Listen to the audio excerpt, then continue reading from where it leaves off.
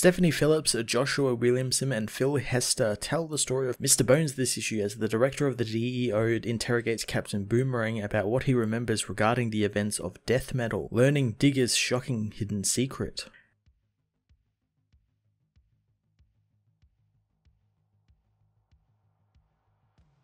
Stephanie Phillips continues the larger Infinite Frontier storyline and building out Joshua Williamson's vision for the DC Omniverse going forward with a story that details Director Bones' character and how, like him or not, he's probably the only level-headed person who can actually deal with defending Earth-Zero against the multiverse. I like the idea of reframing Bones away from his more villainous roles to someone who sees the world in grey and someone who isn't bad or good, but someone who rides that line in between them and does what needs to be done in order to get results, but he's then also someone who still has his morals and isn't someone like Amanda Waller, who's definitely a bit more of a villain compared to Bones. It's a wonderful way to make Bones a complex, interesting character, as well as someone who is an interesting inclusion in Williamson's upcoming Infinite Frontier storyline, especially compared to the other people in the roster Williamson is using for that book, like the Superman of Earth 23 and the Flashpoint Batman. He's definitely a wild card in this Mr. Bones. Phil Hester tackles the artwork on the issue, and much like his recent Superman work, I love that it made the issue feel like it was from the early 2000s. Again, that's not a knock against his work, it's a really great aesthetic he's got going, and I love his angular, rigid designs, and his use of bright colours to contrast against how a lot of his characters are covered in shadows or have a lot of shadows around them. Especially Mr. Bones, since his face is a bone, there's a lot of darkness on his face. Infinite Frontiers Secret Files issue 5 was a great look at the character of Director Bones, reaffirming him as Earth-Zero's real true hero, who will do what needs to be done to protect their world, and it's a really interesting way to take him, and I'm looking forward to his presence in the big Infinite Frontier event in the coming weeks. I'm going to give this issue a 9 out of 10.